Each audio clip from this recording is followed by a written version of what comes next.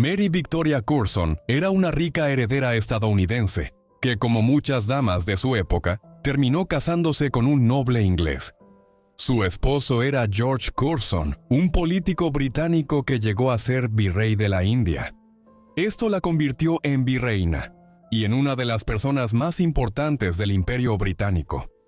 Había llegado muy lejos para una mujer de Chicago. Vamos a explorar su historia. Mary Victoria Leiter nació en Chicago, Illinois, en los Estados Unidos, el 27 de mayo de 1870. La madre de Mary era Mary Teresa Carver y su padre era Levi Ziegler Leiter. Mary era la segunda de 4 hermanos, teniendo un hermano mayor llamado Joseph, nacido en 1868, y 2 hermanas menores, Nancy y Margaret, nacidas en 1873 y 1880, respectivamente. Desde joven, el padre de Mary, Levi, se involucró en el negocio de telas y artículos textiles en Ohio antes de mudarse a Chicago. Para cuando Mary nació en 1870, él ya se había establecido como una figura prominente en el comercio mercantil de la ciudad, junto a Marshall Field. Sin embargo, cuando Mary era solo una bebé de 1 año, un terrible incendio arrasó la ciudad donde nació.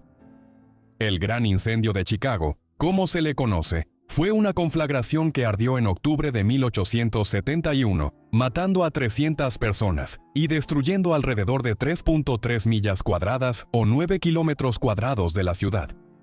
Como resultado, la tienda de Leiter se quemó hasta los cimientos, pero a pesar de este contratiempo, pronto la reconstruyó, y no pasó mucho tiempo antes de que Field Leiter & Company se convirtiera en el principal minorista de telas y artículos textiles en todos los Estados Unidos.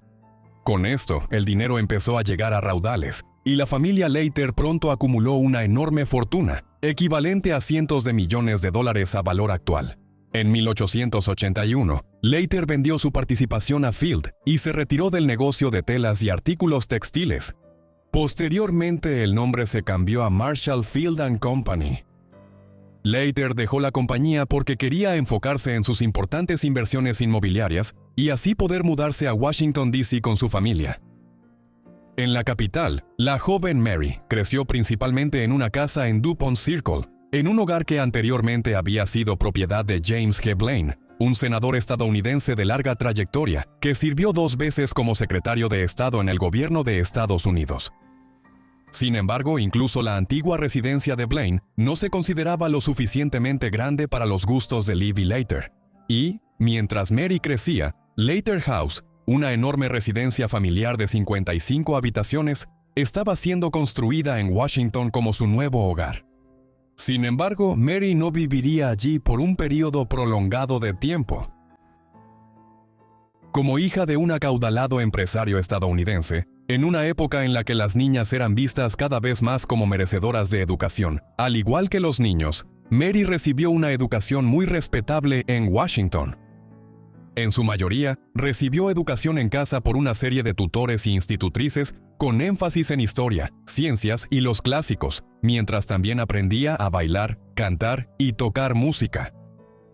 Gracias a la presencia de una institutriz francesa, también pudo hablar francés con fluidez al final de la década de 1880. Muchos comentaron durante sus años de adulta sobre su ingenio y la amplitud de sus conocimientos, diciendo que eso le daba la seguridad y el refinamiento que la hacían tan encantadora para hombres y mujeres de intelecto maduro y brillante. María hizo su debut en la sociedad en el invierno de 1888, después de cumplir 18 años de edad. En ese momento se la reconocía como una joven hermosa. Esto, combinado con sus modales sociales y su educación, la convertía en una candidata ideal para posiblemente casarse con un miembro de la aristocracia británica. A finales del siglo XIX y principios del siglo XX, muchas hijas de empresarios estadounidenses adinerados se casaron con hijos de aristócratas británicos, llegando a ser conocidas como las princesas del dólar de Estados Unidos en el proceso. Estos arreglos eran mutuamente beneficiosos. En muchos casos, la familia británica necesitaba dinero fresco para mantener sus elegantes propiedades y su estilo de vida en la alta sociedad de Inglaterra, ya que a menudo se habían endeudado gravemente con el paso de los años. mientras que casarse con la aristocracia británica otorgaba a familias como los Slater un elemento de estatus social que no se podía adquirir solo con dinero en Estados Unidos. Al final, Mary se casaría con los Curzon de Kettleston, una familia aristocrática que podía rastrear su linaje hasta la conquista normanda de Inglaterra en el siglo XI, cuando los Curzon habían viajado desde Francia cruzando el Canal de la Mancha con Guillermo el Conquistador. Mary conoció por primera vez a George Curzon en Londres en un evento social en 1890. Para entonces, él ya era un diputado conservador de 31 años. A pesar de la diferencia de edad, rápidamente comenzaron un noviazgo, uno que duró más de lo habitual para la época, y que llevó a que se casaran el 22 de abril de 1895 en Washington. Los primeros años del matrimonio de Mary y George se pasaron en Inglaterra, donde pronto fue reconocida como una gran ventaja para Curzon durante la campaña de las elecciones parlamentarias de 1895. Su ingenio, habilidades sociales y accesibilidad le ganaron a Curzon seguidores en una elección relativamente reñida para conservar su escaño en Southport. Aunque Curzon inicialmente se casó con Mary por su dinero para salvar su propiedad, pronto se enamoró profundamente de ella y resultó ser una unión muy feliz.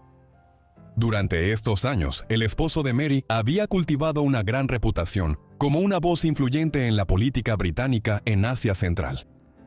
El Raj británico se había expandido a lo largo del siglo XIX hacia Pakistán e hizo esfuerzos por anexar Afganistán sin éxito.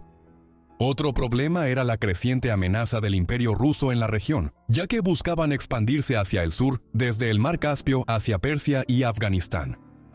Curzon había escrito varias obras en la década de 1890, incluso mientras cortejaba a María, sobre el tema de Persia y las políticas del gobierno británico en la región en general. De hecho, parte de la atracción de María hacia él parece haber sido su interés en los estudios orientales. El gobierno británico también estaba interesado, y en 1898, gracias a sus publicaciones y peticiones relacionadas con la región, Curzon fue nombrado virrey del Raj británico, uno de los cargos políticos más importantes del mundo en ese momento. Al ser nombrado, Curzon fue hecho barón en la nobleza de Irlanda, como barón Curzon de Kettleston, y Mary se convirtió en baronesa Curzon. Juntos, la pareja se dirigió a la India, donde Mary se convirtió en virreina, una especie de primera dama de la India británica. Los Curzon llegaron al puerto de Bombay, la posesión británica más antigua en la India, el 30 de diciembre de 1898. Para su gran satisfacción, fueron recibidos por multitudes entusiasmadas y con salvas reales.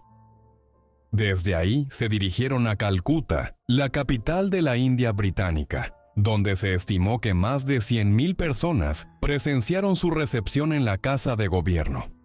Casi de inmediato, María fue reconocida por su belleza y respeto, siendo descrita con gran halago en toda la India. Aunque Calcuta era la capital, durante los meses de verano el calor era intenso, así que el gobierno se retiraba a Shimla, en el norte de la India, donde una parte significativa de la población mundial era, de manera extraña, gobernada desde un pequeño refugio en la ladera de una montaña. Esta sería la vida de los Curzon durante los siguientes 6 años, viviendo principalmente en la casa de gobierno en Calcuta, retirándose a Shimla en el verano, y recorriendo el país ocasionalmente como parte de sus deberes gubernamentales. El papel de Mary como virreina era principalmente actuar como la cabeza de la alta sociedad británica en la India. Este fue un periodo en el que la comunidad colonial estaba algo distante del pueblo indio común, y en cambio sus interacciones eran principalmente con las esposas e hijas de las decenas de miles de administradores y empleados británicos que conformaban el gobierno del Raj. En esta capacidad, Mary desarrolló una reputación por fomentar la alta moda en la India e incorporar elementos de textiles y estilos indios en su propia vestimenta, popularizándolos así entre la comunidad colonial. Esto finalmente tendría un impacto en la moda de Europa, donde los diseñadores en Londres, París y otras ciudades estaban ansiosos por nuevas ideas sobre la moda oriental y asiática. Uno de los aspectos más importantes del tiempo de Mary como virreina fue la planificación del Durbar de Delhi de 1902. Esto se organizó para celebrar la ascensión de Eduardo VII como emperador de la India, siendo apenas el segundo monarca británico en recibir ese título después de su madre, la reina Victoria. El lugar elegido para la ceremonia fue una llanura desierta cerca de la ciudad de Delhi, la capital nativa y ancestral de la India. Los Curzon fueron responsables de supervisar los preparativos para un gran desfile militar y ceremonia aquí en 1902, el cual serviría como una declaración sobre el dominio británico en el subcontinente. Para su decepción, sin embargo, el rey no realizó personalmente el viaje a la India para el evento, y en su lugar envió a su hermano, el duque de Connaught, para que lo representara. Sin embargo, esto sí significó que los Curzon fueran el centro de atención. En el primer día, entraron en los terrenos ceremoniales montados en elefantes, mientras que todo el durbar culminó con un baile de coronación, presidido por Mary y su esposo, con ella luciendo un magnífico conjunto de joyas y un impresionante vestido hecho de hilos de oro y plata llamado el vestido del pavo real. Se dice que cuando Mary entró al salón, la multitud quedó sin aliento, lo que demuestra el alcance de su belleza y elegancia. El matrimonio de Mary resultó en 3 hijos, todas hijas. Irene fue la mayor y nació en enero de 1896, poco después de su matrimonio. En años posteriores, ella llegaría a convertirse en una noble británica, una socialité y una filántropa. Como resultado, ella ocupó un asiento en la Cámara de los Lores de Inglaterra desde 1925 en adelante. A pesar de tener numerosos pretendientes, nunca se casó ni tuvo hijos. Se involucró en muchas obras de caridad, destacando como presidenta de la Unión de Clubes Juveniles de Londres. La segunda hija de María, Cynthia, nació en 1898. Ella fue posiblemente la más controvertida de los hijos de Curzon, ya que en 1920 se casó con Oswald Mosley. En ese momento, él era una estrella política en ascenso en Inglaterra, con capacidades evidentes, pero a principios de los años 30, se hizo notorio por fundar la Unión Británica de Fascistas. Ella y Osvaldo tuvieron 3 hijos juntos, pero Cynthia murió en 1933, antes de verlos convertirse en adultos. Debido a su actividad política, Osvaldo fue detenido por el gobierno británico durante la Segunda Guerra Mundial. Irene terminó actuando como tutora de sus hijos. Finalmente, Alejandra nació en 1904. Ella también se involucró en el movimiento fascista británico en los años 30, actuando como intermediaria para su cuñado, Mosley, quien también era su amante, y el gobierno de Benito Mussolini en Italia, a través de su otro amante, Dino Grandi, un embajador italiano en Londres. Todo esto a pesar de que en 1925, ella se había casado con el mayor Eduardo Dudley Metcalfe, el mejor amigo y caballerizo de Eduardo VIII. María se hizo conocida en la India por su trabajo como conservacionista, y en muchos sentidos fue una pionera en este campo. En particular, ella estaba ansiosa por detener la caza excesiva del rinoceronte blanco. Esto sucedió hacia el final de su tiempo como virreina de la India, después de visitar la zona de Kaziranga para ver a estos animales, pero no logró encontrar ni uno solo.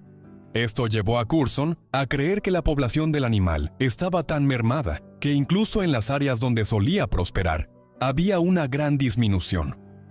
Como resultado, ella impulsó la creación de la Reserva Forestal de Kaziranga, que se convirtió en el precursor del actual Parque Nacional Kaziranga. Sin duda, ella estaba adelantada a su época al fomentar estos esfuerzos. Para cuando Mary estaba trabajando en su proyecto de conservación, su esposo estaba envuelto en un enfrentamiento cada vez más amargo con el jefe del ejército británico en la India. Herbert Kitchener era considerado uno de los grandes héroes de guerra de la época para el público británico. Había ganado la batalla de Omdurman contra los mahdistas de Sudán en 1898 para conquistar la región. Luego se enfrentó a los franceses en Fashoda y finalmente participó en la represión de la Segunda Guerra de los Bóeres.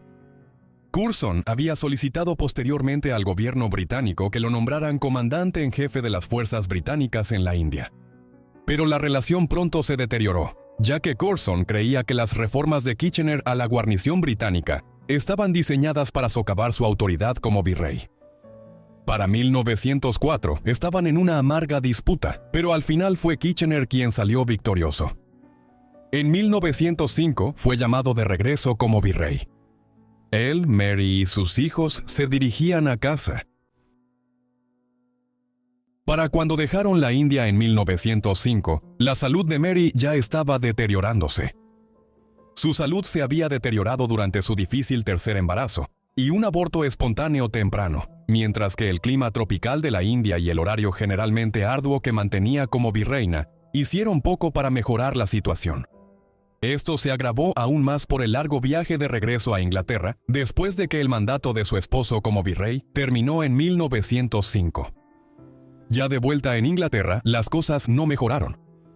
Ella murió por complicaciones derivadas de su aborto espontáneo y la cirugía relacionada en su casa en Carlton House Terrace, en Westminster, Londres, el 18 de julio de 1906. Ella tenía solo 36 años de edad. Un final trágico para la vida de una de las más famosas de las llamadas princesas del dólar. Tras el fallecimiento de Lady Curzon, su afligido esposo mandó construir una capilla conmemorativa en su honor, adjunta a All Saints, la iglesia parroquial de Kettleston Hall. En 1917, Lord Curzon se casó con Grace Elvina Hinds, otra destacada heredera estadounidense. Lord Curzon finalmente murió en 1925 y fue enterrado junto a su primera esposa. Cuando su segunda esposa finalmente murió, fue enterrada fuera de la iglesia. Se cree que Mary Curzon y sus 3 hijos sirvieron como parte de la inspiración para la ficticia Lady Grantham y sus 3 hijas en la exitosa serie de ITV Downton Abbey. Muchas gracias a todos por ver este video sobre Mary Victoria Curzon y por llegar hasta el final. Espero que lo hayan encontrado interesante. Un dato insólito que omití en el video fue que Oswald Mosley no solo tuvo un romance con la hermana de su esposa, sino que aparentemente también con su madrastra. Asegúrense de quedarse hasta el final en los próximos videos si quieren escuchar más datos extraños y curiosos que no pude incluir en el video. Espero que estén suscritos y tengan las notificaciones activadas para recibir todos mis videos en cuanto los suba. Y si tienen algún comentario, no duden en dejarlo aquí abajo. Y bueno, eso es todo de mi parte, así que los veré a todos en la próxima entrega de Forgotten Lives. Gracias.